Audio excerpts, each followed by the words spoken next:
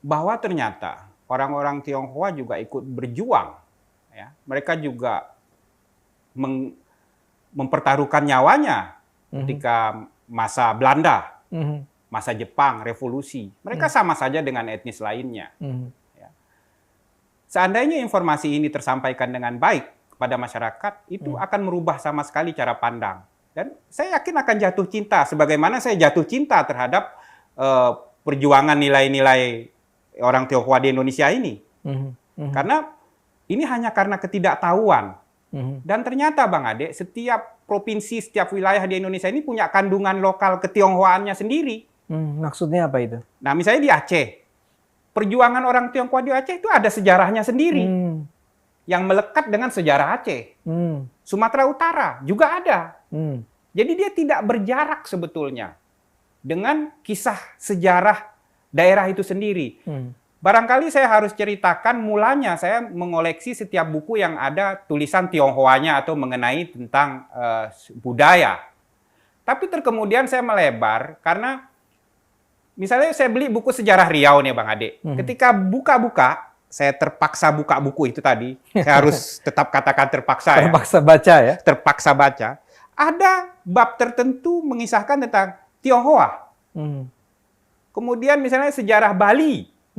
Kita buka-buka, ada juga tentang Tionghoa. Ya. Akhirnya, semua buku sejarah daerah itu harus saya beli. Ya. Karena pasti ada kandungan Tionghoa di dalamnya. Ya. Tidak terlepas.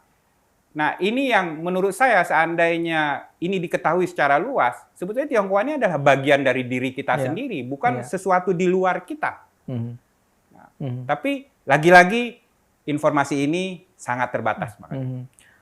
Jadi tidak benar lah orang mengatakan bahwa Tionghoa itu sebetulnya di masa sebelum Indonesia mereka itu pengkhianat, tidak nasionalis, tidak mendukung Sumpah Pemuda.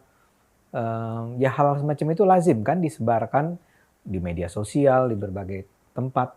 Apa pandangan Anda? Iya, memang yang amat disayangkan kisah-kisah tentang etnis lain, misalnya Makassar, Madura, Aceh, itu biasa kita mendengar tentang kepatriotan, kepahlawanan. Ya. Tetapi pada satu etnis yang satu ini, Tionghoa, kita justru tidak mendengarkan tentang kisah kepahlawanan, tapi justru sisi negatifnya. Ini memang aneh. Ya. Apakah mereka memang nggak punya? Ternyata mereka juga sama, Bang Ade, dengan yang lain. Etnis lain juga punya sisi negatif, sisi yang tidak baik, tetapi disembunyikan serapat-rapatnya. Ya. Yang dikeluarkan adalah sisi kepahlawanan, kebanggaan. Ya. Terbalik dengan Tionghoa, sisi kepahlawanan mereka disembunyikan serapat-rapatnya, yang negatif dikeluarkan bahkan ditambah-tambahi. Jadi inilah yang terjadi sesungguhnya. Menurut saya ini nggak boleh lagi. Ya, ya.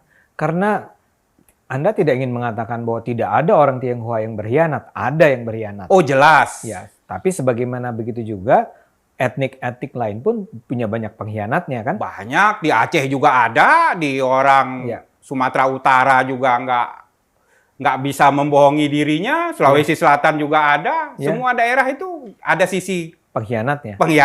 Ya. Itu soal Sumpah Pemuda. Kita juga baru tahu ya bahwa ternyata Sumpah Pemuda itu diadakannya di rumah seorang Tionghoa. Itu boleh bantu sedikit gimana ceritanya itu, Bro? Ya, pemilik rumah itu kan kita ketahui bernama Bapak Sikong Lian, ya. Beliau yang kemudian memberikan kesempatan untuk para pemuda saat itu mengadakan kongres yang kedua ya, pemuda yang menghasilkan Sumpah Pemuda tentunya. Tahun 28 ya? Tahun 28. Itu pada hari kedua, saya nggak salah, di mana? Awalnya kan itu di belakang katedral ya, hari pertama. Selanjutnya di rumah yang sekarang jadi museum ini. Nah, tetapi informasi bahwa ini rumah milik orang Tionghoa sekian lama ini nggak tampil. Ya, jadi yang justru orang Tionghoa tidak terlibat. Seolah-olah. Selain memiliki yang memiliki rumah itu orang Tionghoa, juga ada beberapa anak muda Tionghoa ikut dalam peristiwa besar bangsa oke. tersebut. Ya. Dan namanya tersimpan kok di Museum Sumpah Pemuda.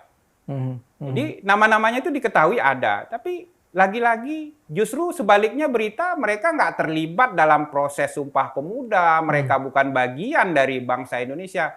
Ini entah kenapa begitu melimpah informasi itu mengalahkan fakta yang sesungguhnya. Mhm. Begitu Bang Ade. Ya, dan mulai tahun ini mereka kalau tidak salah pemilik rumah itu Ya, diundang ya. diundang. Jadi keturunannya kebetulan kawan kita juga ya. Pada akhir tahun yang lalu memberikan foto sesungguhnya dari pemilik rumah tersebut. Jadi buyutnya dia. Selama ini foto yang ditampilkan itu foto yang salah ya yang di sana. Lalu sertifikatnya apa kita lihat semualah ya. Ada nama buyutnya itu. Nah, baru pada Sumpah Pemuda tahun 2020 ini, pihak keluarga diundang secara resmi oleh pihak Museum Sumpah Pemuda untuk ikut upacara. Ini peristiwa luar biasa yang harus dirayakan sebetulnya, Bang Ade. Baru pertama kali tahun Baru ini. pertama kali tahun ini Ya, datang mereka. karena diundang ya. Karena diundang. Ya. Nah, Itu kan artinya selama ini memang tidak diketahui atau ditutupi. ditutupi. Oke, sebetulnya diketahui ya. Diketahui. Mhm. Udah jelas itu karena faktanya memang pihak Museum Sumpah Pemuda juga tahu ini kepemilikannya dari siapa. Anda boleh jelaskan sedikit kenapa sampai harus ditutupi? Ya, jasa peran Tionghoa memang harus dikubur dalam-dalam, Bang Ade. Itu merupakan upaya sistematis dari Orde Baru, ya. Yang berlanjut kemudian. Yang berlanjut, kita dampaknya ya. Jadi semua hal tentang Tionghoa ditutupi. Hanya sedikit yang tahu kalau rumah sakit Husada itu nama aslinya Yang Seng I. Hanya sedikit yang tahu kalau nama rumah sakit Sumber Waras itu Sin Ming Hui. Oke. Itu ditutupi sehingga nggak ada hubungannya. Padahal orang Tionghoa berjasa besar mengobati orang-orang di Jakarta yang miskin gratis tanpa bayar. Bahkan dikasih ongkos pulang oleh para dokter. Itu bukan hanya Sumpah Pemuda itu yang ditutupi. Semua aktivitas besar peran jasa orang Tionghoa ditutupi. Bukan hanya non-Tionghoa. Orang Tionghoanya sendiri nggak tahu. Jadi dahsyat memang. Jadi mudah sekali memantik